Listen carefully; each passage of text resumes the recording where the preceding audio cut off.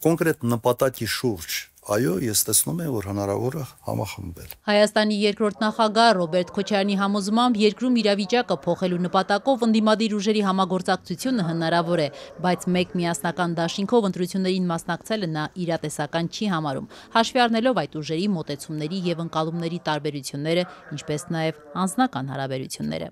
Նախորդին հայկական համալսարանի ունկնդիրների եւ դասախոսների հետ հանդիպանը Ռոբերտ Քոչարյանը խոսել էր ոչ միայն 2020-ի պատերազմը տանուլ տալու եւ Արցախը կորցնելու վարչապետ Նիկոլ Փաշինյանի սխալների, այլև ընդդիմադիր դաշտը համախմբելու եւ համատեղ պայքարի դուրս գալու հնարավորության մասին։ Եթե հասկանում ենք, թե ինչքան ընդդիմադիր կա սաղին հավաքել,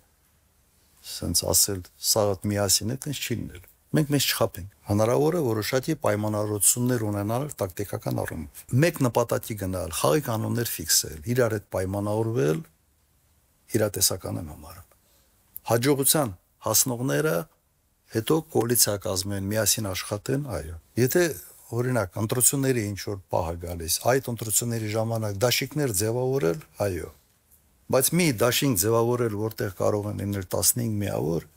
կամ 20 միավոր, ոչ իրատեսական չի։ Այն, որ քաղաքականությունից հեռանալու մտադրություն չունի, Հայաստանի երկրորդ նախագահը վերահաստատել էր դեռևս փետրվարին իր վերջին ասուլիսում, ընդգծելով, որ իր ղեկավարած Հայաստան դաշինքը ծանրակշիռ մասնակցություն է ունենալու բոլոր ընտրական գործընթացներին, լինի հերթական թե արտահերթ։ Հանրապետական կուսակցությունը մշտապես ասել է, որ մեզ համար առաջնահերթությունը Նիկոլի հեռացումն է։ Երրորդ նախագահ Սերժ Սարգսյանի ղեկավարած Հանրապետականից արձագանքում են, պատրաստ են համագործակցության Ռոբերտ Քոչարյանի հետ, նաև ցանկացած ուժի կամ անհատի, ով պայքարում է Փաշինյանի դեմ։ Ինչպես հանրապետական պատգամավոր Աննա Մկրտչյանն է նշում, իհարկե իրենց ունեցած ընկալումների եւ բնորոշումների շրջանակում։ Հանրապետական պատգամավորի խոսքով Նիկոլ Փաշինյանի կազմակերպած հերթական թե արտահերթ ցանկացած գործընթաց չի կարող հանգեցնել նրա իշխանության հեռացմանը։ Մենք հիանալի հասկանում ենք, որ այն ժամանակամիջոցը, որ անցել է, հստակ ցույց է տվել, որ Նիկոլ Փաշինյանի հետ իրավական, սահմանադրաիրավական գործիքակազմով պայքարել, հույս ունենալ, որ ինքը պահելու է այդ խաղի կանոնները, հնարավոր չէ։ Բոլորիս աչքի առաջ է եղել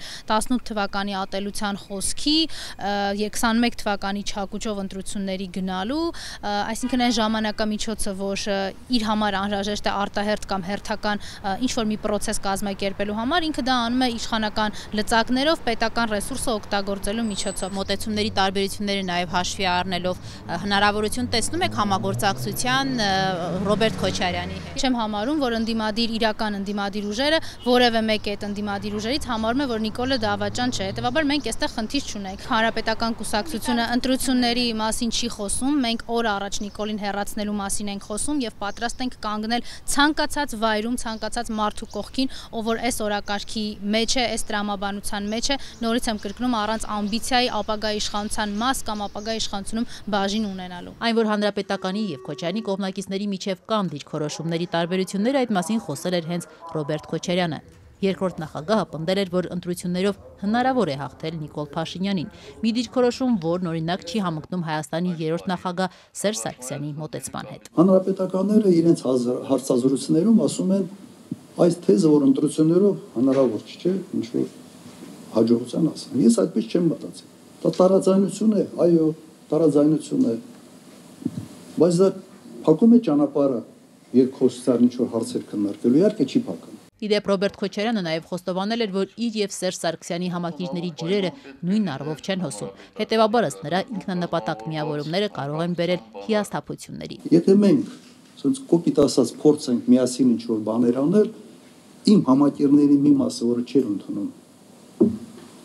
երրորդ նախագահին, պասիվանալու են, հեռանալու են, հիասթափվելու։